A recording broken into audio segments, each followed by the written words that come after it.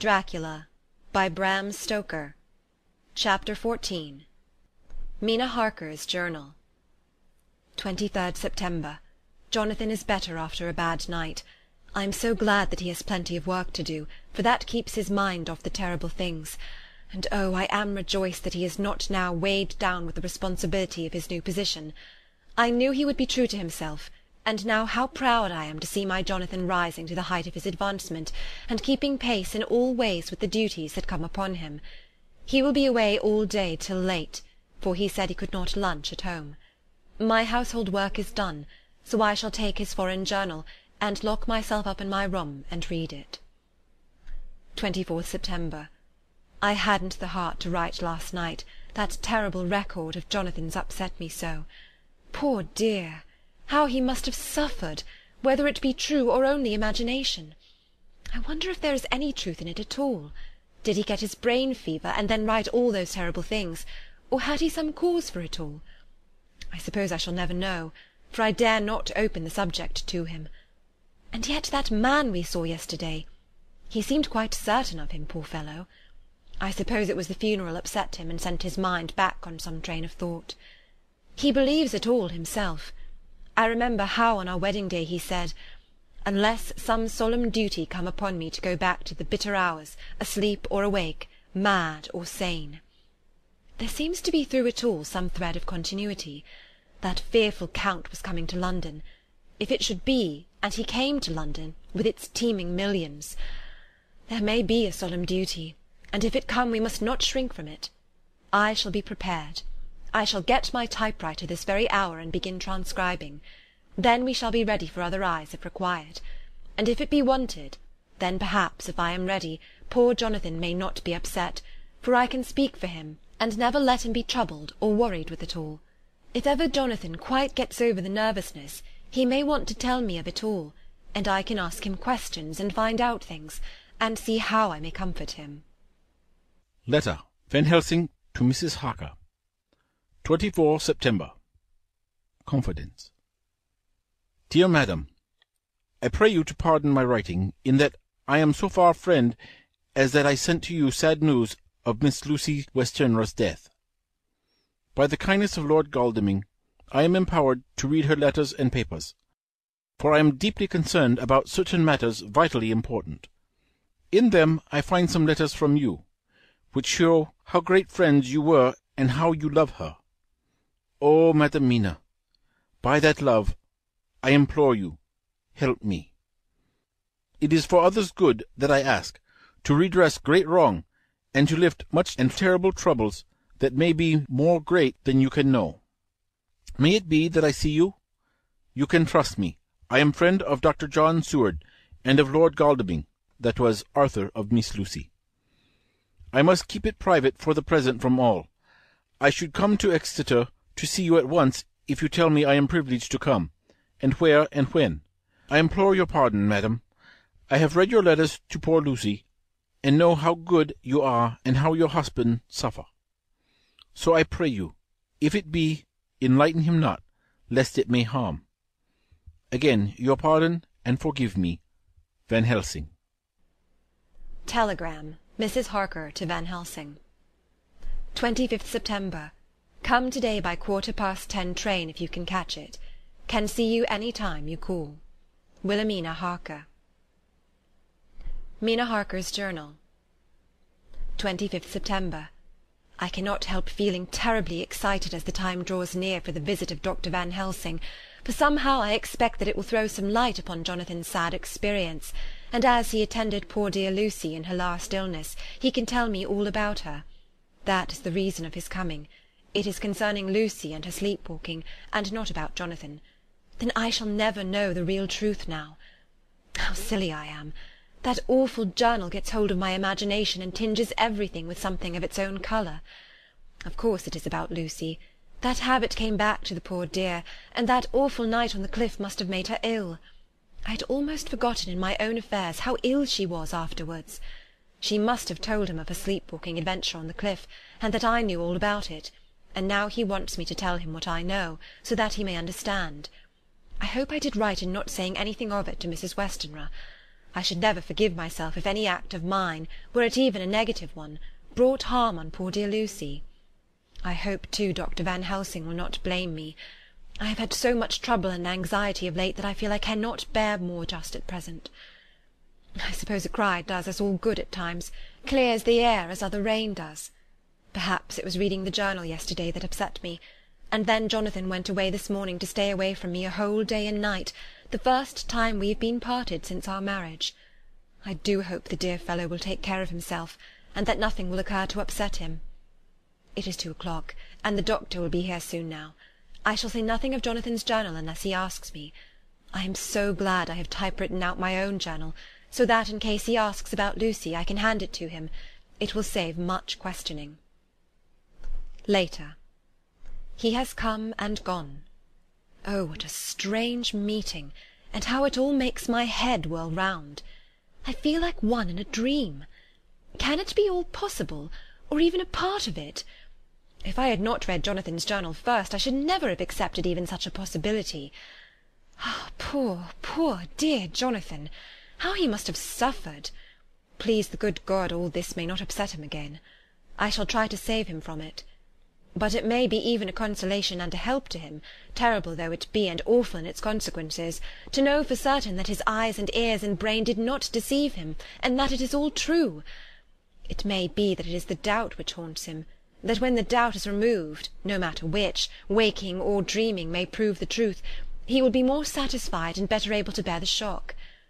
Dr. Van Helsing must be a good man as well as a clever one, if he is Arthur's friend and Dr. Seward's, and if they brought him all the way from Holland to look after Lucy.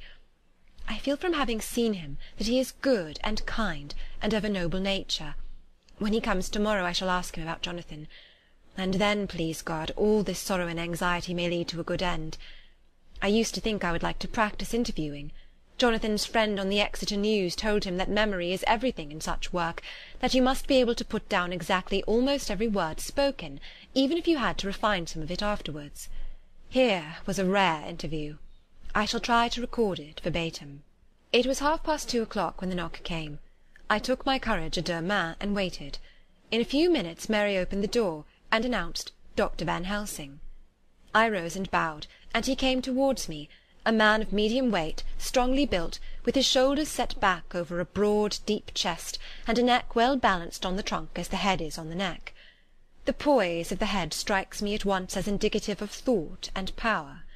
The head is noble, well-sized, broad, and large behind the ears. The face, clean-shaven, shows a hard, square chin, a large, resolute, mobile mouth, a good-sized nose, rather straight, but with quick, sensitive nostrils, that seem to broaden as the big, bushy brows come down and the mouth tightens. The forehead is broad and fine, rising at first almost straight, and then sloping back above 2 bumps or ridges wide apart, such a forehead that the reddish hair cannot possibly tumble over it, but falls naturally back and to the sides. Big, dark blue eyes are set widely apart, and are quick and tender or stern with the man's moods. He said to me, "Mrs. Harker, is it not?" I bowed assent. "That was Miss Mina Murray?" Again I assented. "It is Miss Mina Murray that I came to see that was a friend of that poor dear child Lucy Westenra. Madam Mina, it is on account of the dead that I come." "Sir," said I, "you could have no better claim on me than that you were a friend and helper of Lucy Westenra." And I held out my hand. He took it and said tenderly, "Oh, Madam Mina, I know that the friend of that poor little girl must be good, but I had yet to learn." He finished his speech with a courtly bow. I asked him what it was that he wanted to see me about, so he at once began. "I have read your letters to Miss Lucy. Forgive me, but I had to begin to inquire somewhere, and there was none to ask. I know that you were with her at Whitby. She sometimes kept a diary. You need not look surprised, Madam Mina. It was begun after you had left, and was an imitation of you, and in that diary she traces by inference certain things to a sleep-walking in which she puts down that you saved her. In great perplexity then I come to you, and ask you out of your so much kindness to tell me all of it that you can remember." "I can tell you, I think, Dr. Van Helsing, all about it." "Ah, then you have good memory for facts, for details. It is not always so with young ladies." "No, doctor, but I wrote it all down at the time. I can show it to you if you like." Oh, Madam Mina, I well be grateful. You will do me much favour. I could not resist the temptation of mystifying him a bit. I suppose it is some taste of the original apple that remains still in our mouths, so I handed him the shorthand diary. He took it with a grateful bow and said, "May I read it?" "If you wish," I answered as demurely as I could.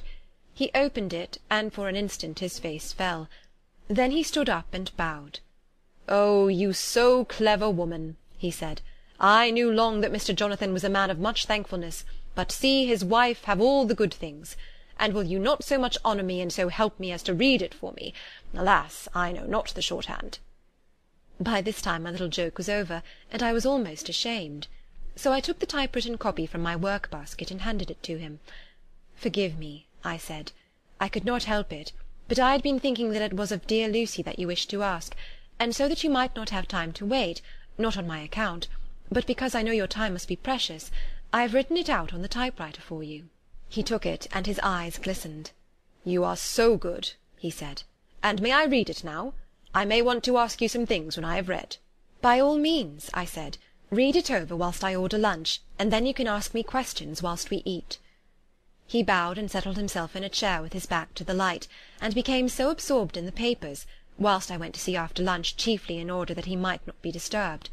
When I came back I found him walking hurriedly up and down the room, his face all ablaze with excitement. He rushed up to me and took me by both hands. "Oh, Madam Mina," he said, "how can I say what I owe to you? This paper is as sunshine. It opens the gate to me. I am dazed, I am dazzled with so much light. And yet clouds roll in behind the light every time. But that you do not, you cannot comprehend. Oh, but I am grateful to you, you so clever woman. Madame," he said this very solemnly, "if ever Abraham Van Helsing can do anything for you or yours, I trust you will let me know. It will be pleasure and delight if I may serve you as a friend, but all I have ever learned, all I can ever do, shall be for you and those you love. There are darknesses in life, and there are lights. You are one of the lights. You will live a happy life and a good life, and your husband will be blessed in you." "But, doctor, you praise me too much, and you do not know me." "Not know you? I, who am old, and who have studied all my life men and women, I who have made my specialty the brain and all that belongs to him, and all that follow from him. And I have read your diary that you have so goodly written for me, and which breathes out truth in every line. I who have read your so sweet letter to poor Lucy of your marriage and your trust, not know you? Oh, Madam Mina, good women tell all their lives, and by day and by hour and by minute such things that angels can read.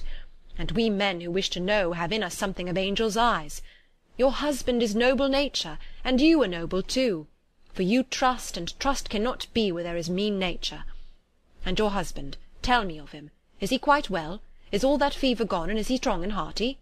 I saw here an opening to ask him about Jonathan, so I said, "He was almost recovered, but he has been greatly upset by Mr. Hawkins's death." He interrupted, "Oh, yes, I know, I have read your last 2 letters." I went on, "I suppose this upset him, for when we were in town on Thursday last he had a sort of shock." "A shock? And after brain fever so soon? That is not good. What kind of shock was it?" "He thought he saw someone who recalled something terrible, something which led to his brain fever." And here the whole thing seemed to overwhelm me in a rush, the pity for Jonathan, the horror which he experienced, the whole fearful mystery of his diary, and the fear that has been brooding over me all since, all came in a tumult. I suppose I was hysterical, for I threw myself on my knees and held up my hands to him, and implored him to make my husband well again. He took my hands and raised me up and made me sit on the sofa, and sat by me. He held my hand in his, and said to me with, oh, such infinite sweetness, "My life is a barren and lonely one, and so full of work that I have not had much time for friendships. But since I have been summoned to here by my friend John Seward, I have known so many good people, and seen such nobility, that I feel more than ever, and it has grown with my advancing years, the loneliness of my life. Believe me, then, that I come here full of respect for you, and you have given me hope, not in what I am seeking of, but that there are good women still left to make life happy, good women, whose lives and whose truths may make good lesson for the children that are to be. I am glad that I may be here of some use to you. For if your husband suffer, he suffer within the range of my study and experience. I promise you that I will gladly do all for him that I can, all to make his life strong and manly, and your life a happy one. Now you must eat. You are overwrought and perhaps over-anxious. Husband Jonathan would not like to see you so pale, and what he like not where he love is not to his good. Therefore for his sake you must eat and smile. You have told me about Lucy, and so now we shall not speak of it, lest it distress. I shall stay in Exeter to-night, for I want to think much over what you have told me, and when I have thought I will ask you questions, if I may. And then too you will tell me of husband Jonathan's trouble so far as you can, but not yet. You must eat now. Afterwards you shall tell me all. After lunch, when we went back to the drawing-room, he said to me, "And now tell me all about him." When it came to speaking to this great learned man, I began to fear that he would think me a weak fool, and Jonathan a madman. That journal is all so strange, and I hesitated to go on. But he was so sweet and kind, and he had promised to help, and I trusted him. So I said, "Dr. Van Helsing, what I have to tell you is so queer that you must not laugh at me or at my husband. I have been since yesterday in a sort of fever of doubt. You must be kind to me, and not think me foolish that I have even half believed some very strange things." He reassured me by his manner as well as his words when he said, "Oh, my dear, if you only know how strange is the matter regarding which I am here, it is you who would laugh. I have learned not to think little of any one's belief, no matter how strange it may be. I have tried to keep an open mind, and it is not the ordinary things of life that could close it, but the strange things, the extraordinary things, the things that make one doubt if they be mad or sane." "Oh, thank you 1,000 times. You have taken a weight off my mind. If you will let me, I shall give you a paper to read. It is long, but I have typewritten it out. It will tell you my trouble and Jonathan's. It is the copy of his journal when abroad, and all that happened. I dare not say anything of it. You will read for yourself and judge.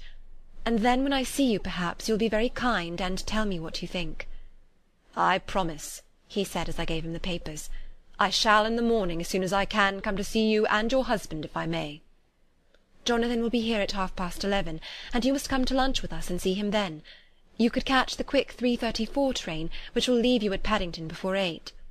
He was surprised at my knowledge of the trains off-hand, but he does not know that I have made up all the trains to and from Exeter, so that I may help Jonathan in case he is in a hurry. So he took the papers with him and went away, and I sit here thinking, I don't know what. Letter by hand, Van Helsing to Mrs. Harker. 25 September, 6 o'clock. Dear Madam Mina, I have read your husband's so wonderful diary.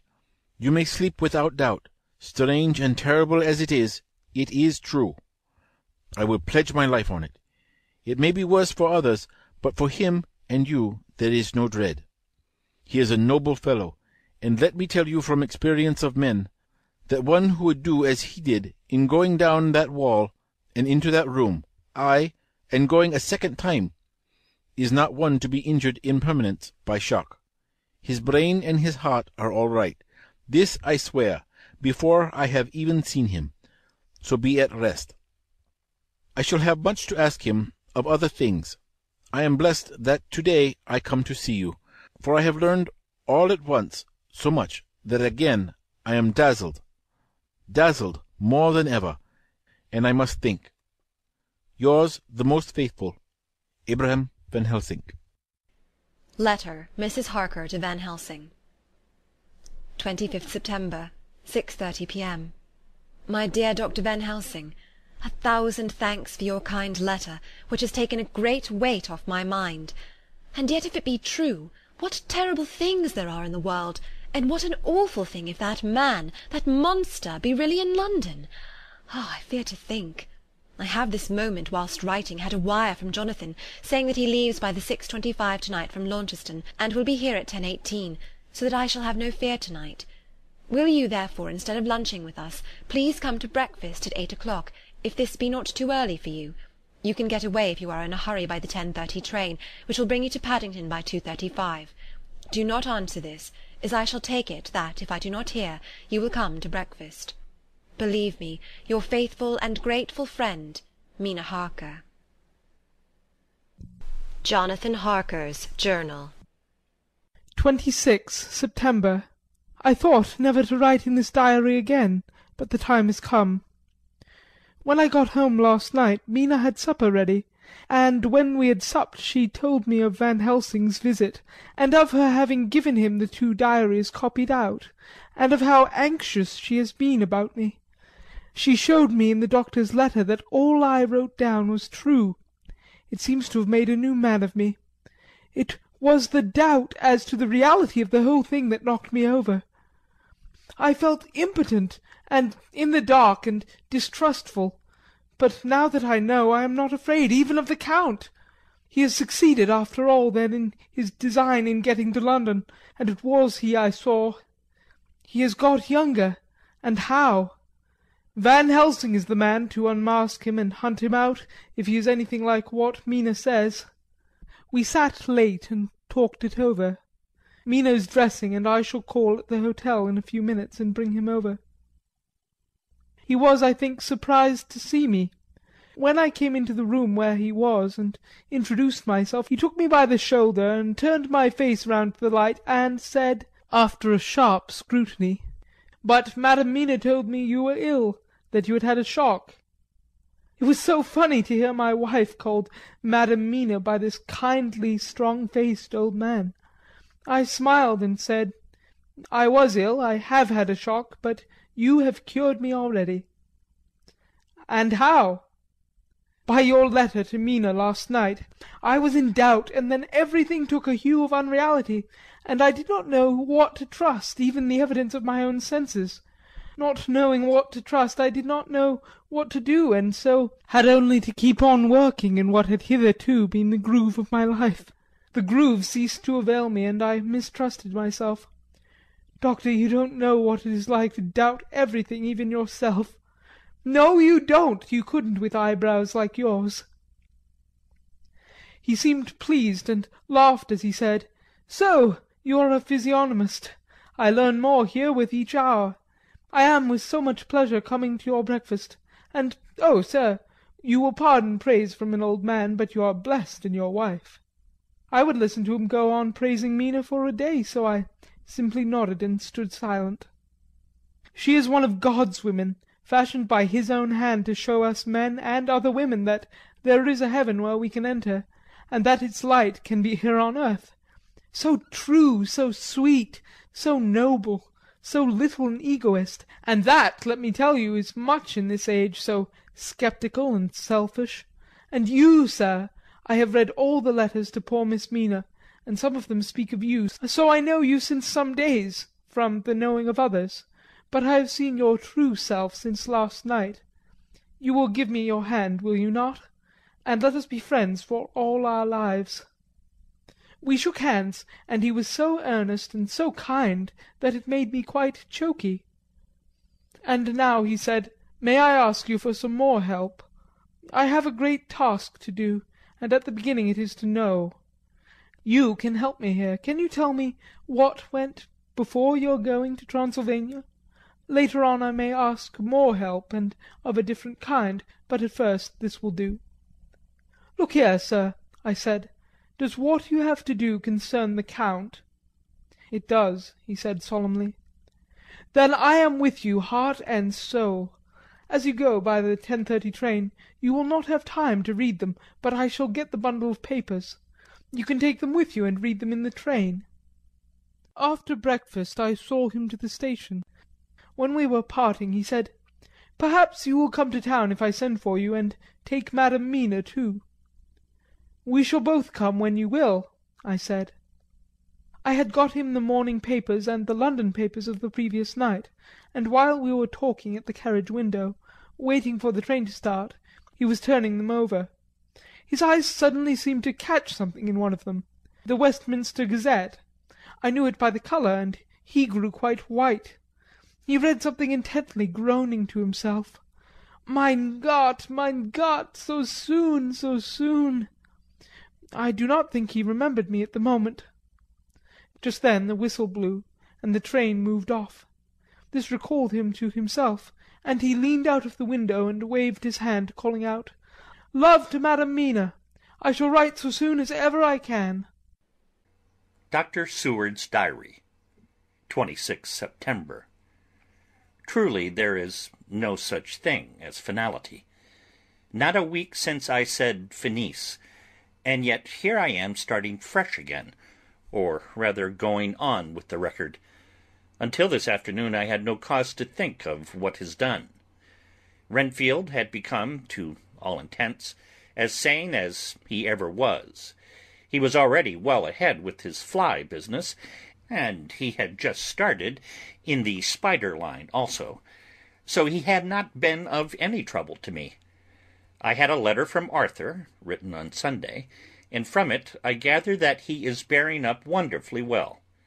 Quincey Morris is with him, and that is much of a help, for he himself is a bubbling well of good spirits.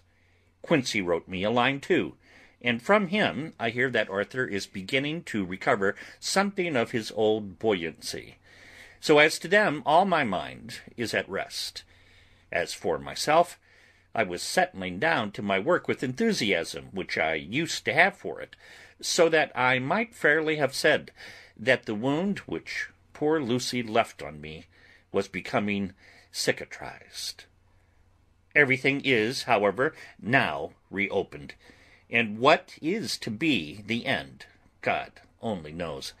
I have an idea that Van Helsing thinks he knows too, but he will only let out enough at a time to whet curiosity. He went to Exeter yesterday, and stayed there all night. Today he came back, and almost bounded into the room at about 5:30, and thrust last night's Westminster Gazette into my hand. "What do you think of that?" he asked as he stood back and folded his arms. I looked over the paper, for I really did not know what he meant, but he took it from me and pointed out a paragraph about children being decoyed away at Hampstead. It did not convey much to me until I reached a passage where it described small puncture wounds on their throats. An idea struck me, and I looked up. "Well," he said, "it is like poor Lucy's." "And what do you make of it?" "Simply that there is some cause in common. Whatever it was that injured her has injured them." I did not quite understand his answer. "That is true, indirectly, but not directly." "How do you mean, Professor?" I asked. I was a little inclined to take his seriousness lightly, for, after all, 4 days of rest and freedom from burning, harrowing anxiety does help to restore one's spirits. But when I saw his face, it sobered me. Never, even in the midst of our despair about poor Lucy, had he looked more stern. "Tell me," I said. "I can hazard no opinion. I do not know what to think, and I have no data on which to found a conjecture." "Do you mean to tell me, friend John, that you have no suspicion as to what poor Lucy died of, not after all the hints given, not only by events, but by me?" "Of nervous prostration following a great loss or waste of blood." "And how was the blood lost or wasted?" I shook my head. He stepped over and sat down beside me, and went on. "You are a clever man, friend John. You reason well, and your wit is bold, but you are too prejudiced. You do not let your eyes see, nor your ears hear, and that which is outside your daily life is not of account to you. Do you not think that there are things which you cannot understand, and yet which are? That some people see things that others cannot? But there are some things old and new which must not be contemplated by men's eyes, because they know, or think they know, some things which other men have told them. Ah, it is the fault of our science that it wants to explain all, and if it explain not, then it says there is nothing to explain. But yet we see around us every day the growth of new beliefs, which think themselves new, and which are yet but the old, which pretend to be young, like the fine ladies at the opera. I suppose now you do not believe in corporeal transference. No, nor in materialization. No, nor in astral bodies. No, nor in the reading of thought. No, nor in hypnotism. Yes, I said, Charcot has proved that pretty well. He smiled as he went on. Then you are satisfied as to it, yes, and of course then you understand how it act, and can follow the mind of the great Charcot, alas that he is no more, into the very soul of the patient that he influence. No? Then, friend John, am I to take it that you simply accept fact, and are satisfied to let, from premise to conclusion, be a blank? No? Then tell me, for I am a student of the brain, how you accept hypnotism and reject the thought-reading. Let me tell you, my friend, that there are things done today in electrical science which would have been deemed unholy by the very man who discovered electricity, who would themselves not so long before been burned as wizards. There are always mysteries in life. Why was it that Methuselah lived 900 years, and old Parr 169, and yet that poor Lucy, with 4 men's blood in her poor veins, could not live even 1 day? For had she lived 1 more day, we could save her. Do you know all the mystery of life and death? Do you know the altogether of comparative anatomy, and can say wherefore the qualities of brutes are in some men, and not in others? Can you tell me why, when other spiders die small and soon, that one great spider lived for centuries in the tower of the old Spanish church, and grew till, on descending, he could drink the oil of all the church lamps? Can you tell me why in the Pampas, ay, and elsewhere, there are bats that come out at night and open the veins of cattle and horses, and suck dry their veins? How in some islands of the western seas there are bats which hang on the trees all day, and those who have seen them describe as like giant nuts or pods, and that when the sailors sleep on the deck, because that it is hot, flit down on them, and then in the morning are found dead men, white as even Miss Lucy was. Good God, Professor, I said, starting up, do you mean to tell me that Lucy was bitten by such a bat, and that such a thing is here in London in the 19th century? He waved his hand for silence, and then went on. Can you tell me why the tortoise lives more long than generations of men? Why the elephant goes on and on till he have seized dynasties, and why the parrot never die only of bite of cat, of dog, or other complaint?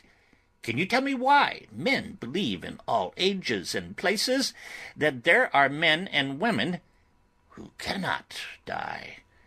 We all know, because science has vouched for the fact, that there have been toads shut up in rocks for thousands of years, shut in one so small hole that only hold him since the youth of the world.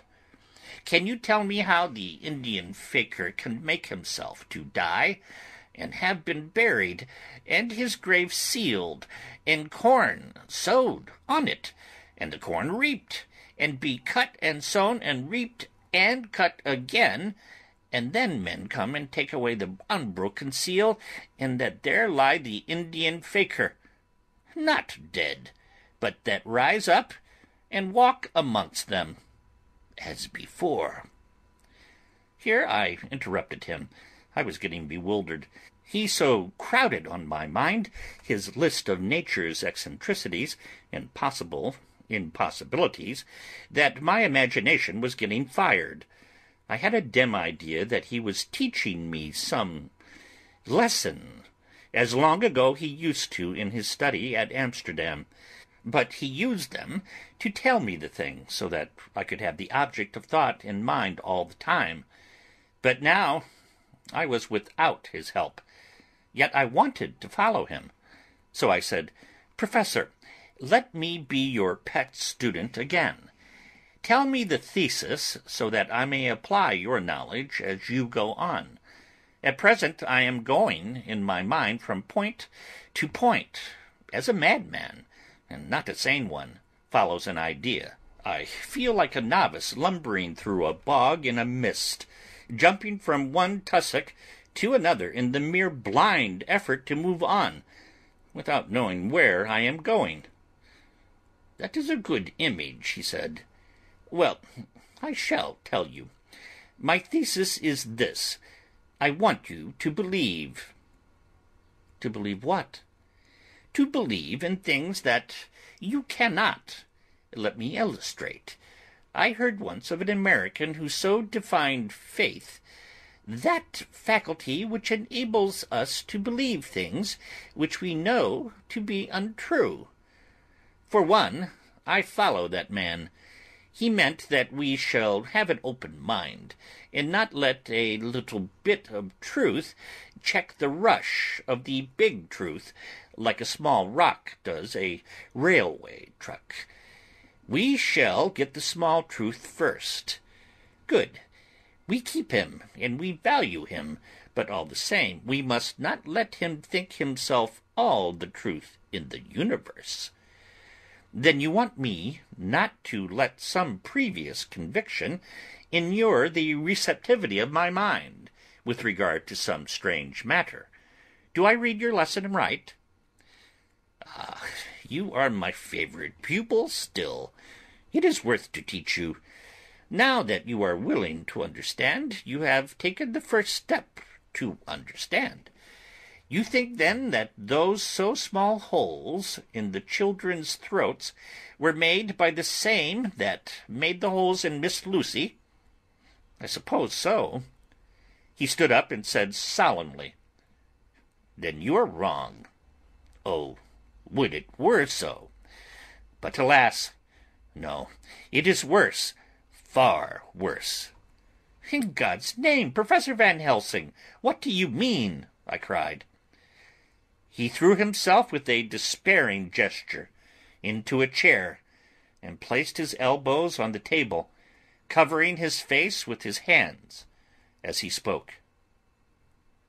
"They were made by Miss Lucy." End of chapter 14.